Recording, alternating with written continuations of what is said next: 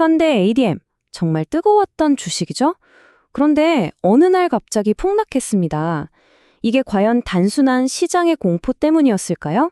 아니면 이 거대한 하락 뒤에 누군가의 계산된 움직임이 있었던 걸까요?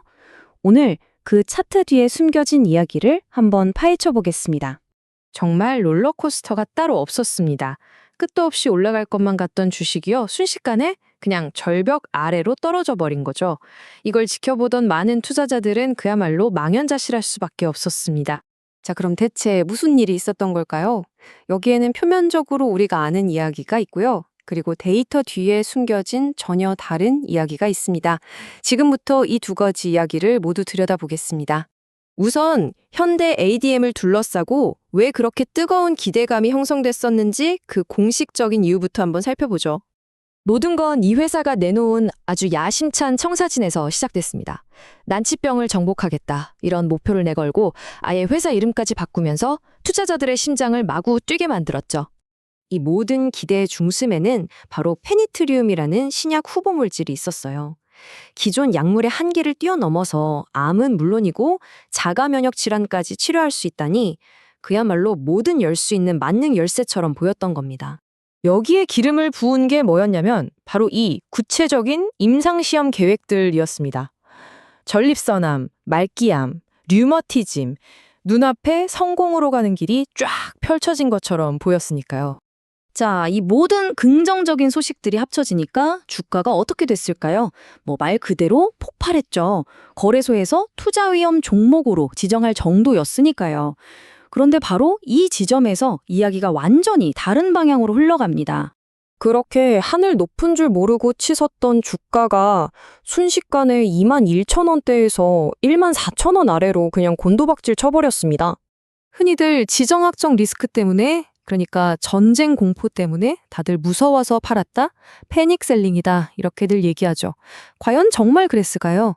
거래 데이터를 한번 들여다보면요. 이게 아닌데 싶은 그림이 보이기 시작합니다.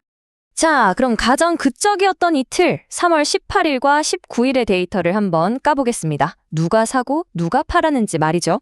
이 폭락이 최고조에 달했던 단 이틀 동안에요.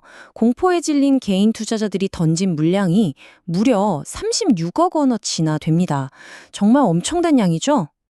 자, 그런데 진짜 놀라운 건 이제부터입니다. 개인들이 던진 이 36억 원, 이 어마어마한 물량을 누가 다 받아갔을까요? 네, 바로 외국인 투자자들이었습니다. 거의 대부분인 32억 원어치를 아주 조용히 사들인 거죠. 이 그래프가 바로 그 상반된 흐름을 아주 명확하게 보여주는 증거입니다. 이건 그냥 모두가 파는 패닉 상태가 아니었다는 거죠. 오히려 주인이 바뀌는 거대한 손바뀜이 일어났다고 보는 게 더 정확할 겁니다. 개미는 팔고 외국에는 샀다. 이 이상한 거래 패턴. 이게 우리를 아주 흥미로운, 어쩌면 좀 도발적인 가설로 이끌게 됩니다. 혹시 이건 우리가 아는 그런 단순한 폭락이 아니었다면요? 그래서 어떤 분석에서는 이 상황을 이렇게까지 표현합니다. 전쟁의 공포라는 연막 뒤에 숨어서 벌어진 소름 돋는 작전이라고 말이죠. 이 이론의 핵심에는 보건안보라는 개념이 자리 잡고 있어요.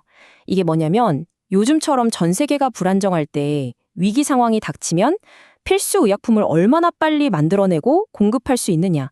이게 그냥 기업의 문제가 아니라 국가적인 핵심 전략 자산이 된다는 뜻입니다. 그러니까 이 이론의 핵심은 이거예요.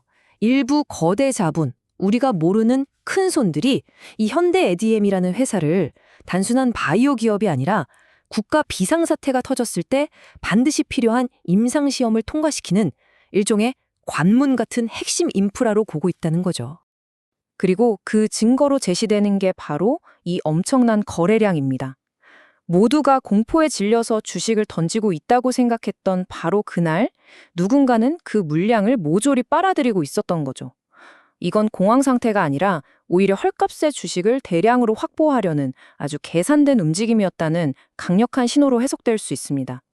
자, 그럼 이제 지금까지 나온 두 가지 이야기를 한번 나란히 놓고 비교해보면서 전체 그림을 완성해보겠습니다. 정리하자면 이렇습니다. 한쪽에는 시장의 공포와 지정학적 리스크 때문에 벌어진 일반적인 바이오 주식의 급락이라는 표면적인 이야기가 있고요. 다른 한쪽에는 이 회사를 미래의 보건안보 핵심 자산으로 보고 의도적으로 공포 분위기를 이용해서 주식을 싸게 쓸어 담으려는 거대 자본의 숨겨진 시나리오가 있다는 겁니다.